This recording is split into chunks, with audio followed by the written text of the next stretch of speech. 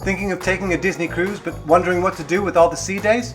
We've just come back from a 7-night Western Caribbean cruise with not 1 but 2 sea days. And here are our top 15 free things to do on a sea day on the Disney Fantasy. And make sure you stay to the very end to see what makes our top 3. That's right. Can I talk about Jack's Diaper Dash yet? No. Before we start making our way through the list, we want to take a moment to acknowledge the cast and crew members on board the Fantasy. These amazing individuals go above and beyond each and every day to make your cruise great. They work even harder on sea days when things on board are even busier than usual, always with a smile. To each and every one of you, thanks so much for bringing the magic. Coming in at number 15 on our list is taking advantage of the unlimited free soda and hot drinks such as tea and coffee. One of our top tips when travelling with teens is making sure they are consistently fed and watered. This is one of the reasons cruising works well for us as a family. Here on the pool deck you'll find the free drink station, and it's great to be able to wander up here during the day and get a drink when you want one. For those of you familiar with Disney, the brand of coffee on offer is Joffrey's, and as for teas, you're well served. It's worth pointing out that there is also free drinks at Cabanas and in the main dining room. You don't have to pay for anything. Another tip we have is to purchase one of these nifty things on Amazon. Perfect for carrying multiple drinks around the ship. I got some very jealous looks from other passengers when using this, and when I found one other passenger who also had one, we actually gave each other high fives. At number 14 we have arts and crafts. We aren't massively into craft activities, mainly because we are pretty bad at them. But we did enjoy giving it a go, and because it was Halloween, the activities were themed. We made door hangers. All supplies were provided by DCL, so this is a great free activity.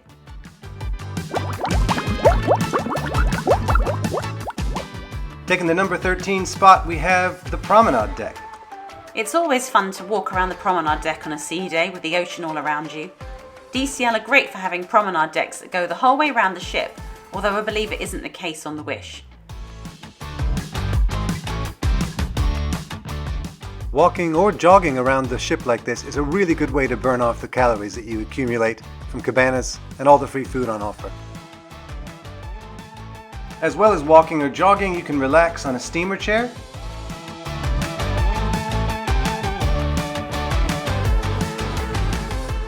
or play a game of shuffleboard.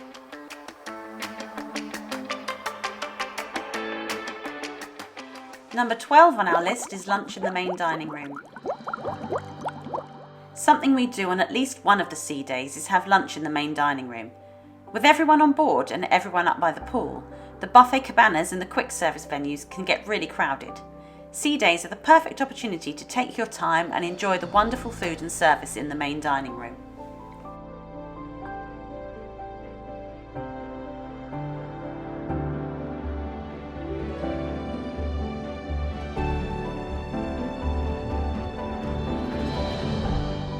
We're going to cover all the food we had on the Disney Fantasy in a future vlog, so make sure you like and subscribe to this channel and click the notification bell so you're aware when that video drops next Monday.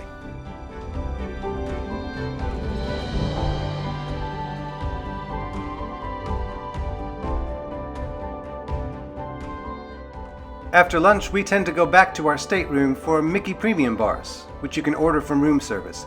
Now these are not on the main room service menu, but they will bring them to you if you ask for them. And again, they're totally free. Room service is complimentary, but please remember to tip your hardworking crew members. Coming in at number 11 are the pools and water areas. Of course, these are all open on sea days, weather permitting, and although these do get busy at sea, it's still great fun. The only reason these weren't higher on our list is that we prefer to use them in port when it's a little quieter and not so crowded.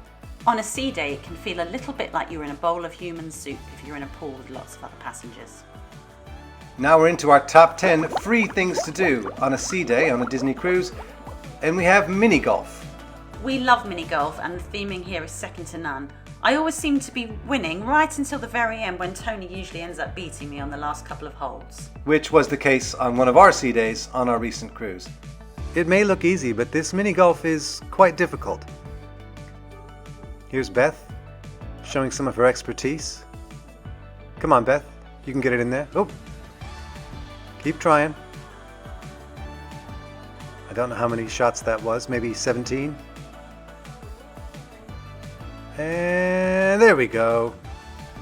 But we all know who the true winner was. This is a really great family activity.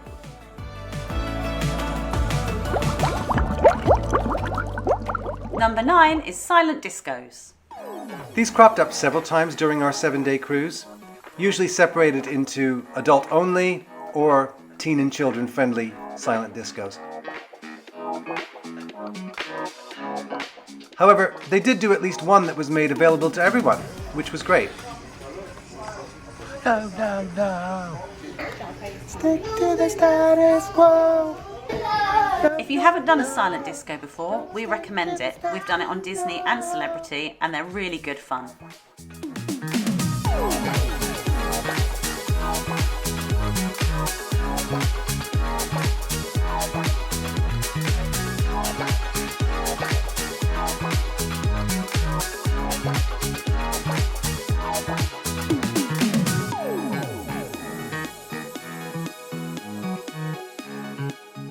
In the number 8 spot is Planned Character Meets. Now, character meets are offered throughout the cruise, both in the day and in the evening. There's a really great mix of characters to meet in all kinds of really cute outfits.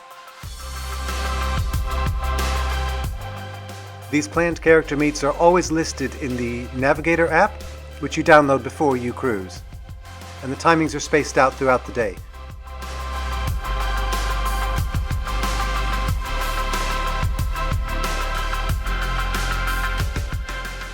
Lines can get really long, so make sure you get there early if there's anyone you are desperate to meet. We tended to join the shorter queues, but couldn't resist joining the line to meet C-3PO. And I nearly cried.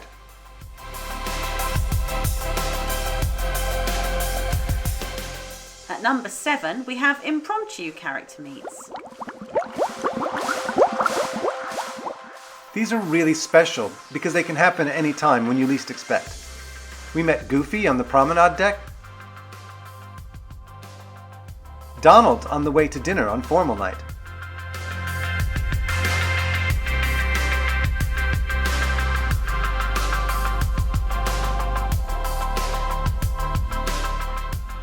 and Daisy in the atrium where she danced with our eldest son. Music in the background is the amazingly talented and very charming Jordan Creswell, who plays a full Taylor Swift set on violin. This made our youngest son's year.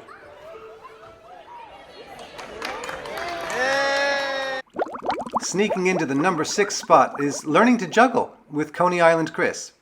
This was a great event for the whole family, and one we didn't expect to do on the cruise. Coney Island Chris was one of the guest entertainers performing in the Walt Disney Theater on our cruise. He also gave a masterclass in juggling in D Lounge on the last sea day of the cruise. It was great fun. He explained the basics really clearly and was very engaging. However, we are still rubbish and we still can't juggle. Chris made it look so easy, but trust me, it really isn't, even though his instructions are really clear. We also learnt how to balance a peacock feather. Really fun. It's worth pointing out that Coney Island Chris may not be on every cruise. We're into the top 5 now, and very deservedly we want to talk about the shows. Speaking of the shows, these are performed during the evenings and are a highlight of the cruise for us as a family. On the final sea day, an additional afternoon performance of Frozen was added, which was especially great for the younger audiences, who may have been exhausted by this point in the cruise, as there's so much for them to do. We should also mention the Buena Vista Theatre, which showed movies throughout the cruise. Many of the movies shown are newly released in the movie theatres at the same time. We didn't watch any movies on this cruise, but we've done this on other ships. We should also mention Funnel Vision, which shows movies throughout the day up on the pool deck.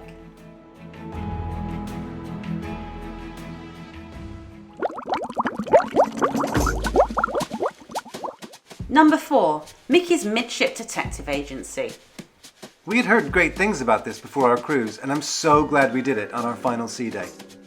Located on decks 5 and 2, You register here for one of the 3 interactive games that will take you all over the ship, finding the clues that you need to solve the mystery. This was much more fun than we could ever have imagined. We did the Muppets one and highly recommend this, it's so fun.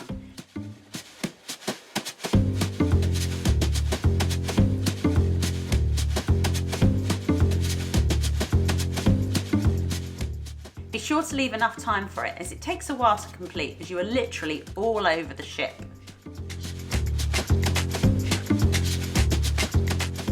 You can do this at any time on any sea day throughout the cruise, or on any day throughout the cruise, but we'd recommend doing it towards the start, so you get to know the layout of the ship by following the clues.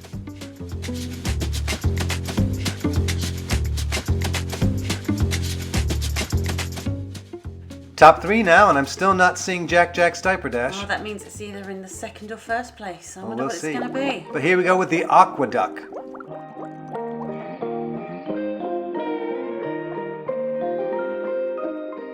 Without a doubt, this is a huge highlight for us.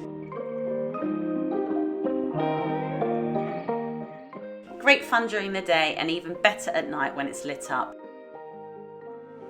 This is a fantastic water ride that we all enjoyed and could have happily ridden again and again. Lines are shortest on embarkation day or when in port, but we found it moved fairly quickly, even on sea days. In second place, and this was a real toss-up because I think for me this would take the number 1 spot. Not for me. I think you know what's coming in the number 1 spot. But in the number 2 place is Art of the Theme Tour. Tony and I did this without the boys as they weren't old enough and it was an adult-only activity. I'm so glad we did the Art of the Theme Tour. We learned so many interesting things and were shown details we easily would have missed if we'd not taken the tour. If you'd like to see some of the things that we found on the Art of the Theme Tour, check out our ship tour of the Disney Fantasy. I'll leave a link in the description down below or in the upper right-hand corner of your screen right now. The whole experience was made even better by the wonderful cast member Tarek who led the tour. Starting in the Meridian Bar, we visited Remy,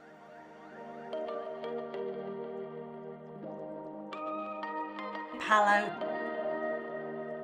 Where we found out that this chandelier is actually meant to represent spaghetti and meatballs. the adult-only spaces, atrium, and much, much more. During the tour, which lasted about 45 minutes, Tony asked me how much it had cost. Well, I couldn't believe it was free. It was that good. That's right, it was totally free and totally worth it. And now, in top place, our not-to-be-missed sea day activity, Jack's Diaper Dash.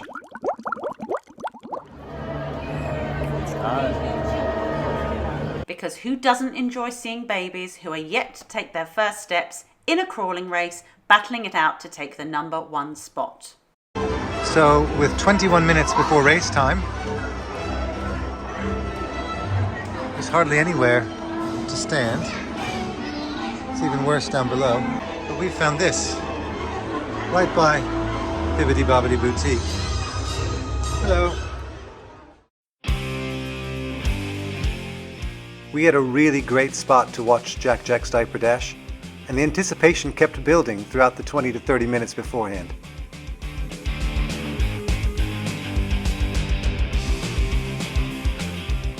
The rules are quite simple, but we'll let Sophie, an amazing cast member from the UK, fill us in on the exact rules of Jack's Diaper Dash. Disney Fantasy! Are you ready for Jack's Diaper Dash? That's right, Disney Fantasy. We are going to find out who is the fastest crawler on the 7 seas. If you are ready, let me hear you say Diaper Dash! Race. And on 3, we're all going to say, race those babies. Ready? 1, 2, 3. Race those babies! And baby Alex makes her way down the track at an incredible pace. Everybody's going crazy. 1 foot. And then the other foot. And she takes her very first step and we go crazy.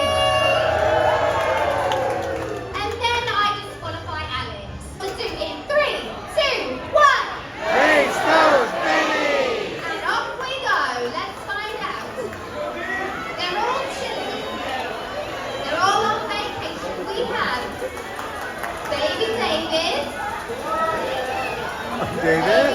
Maybe David. Oh, looks like David. David is posing for us all, everyone. That's right. We have an emotional about David. David is showing steady. David's not hesitating. It looks like David has a thumbs up. David is looking up at me like I can help her. This is a fair game, right?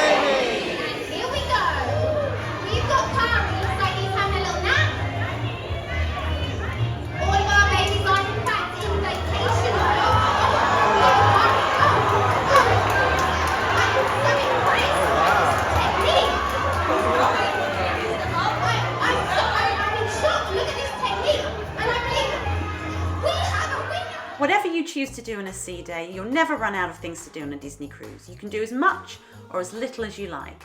What's your favourite thing to do on the Disney cruise? Let us know in the comments below.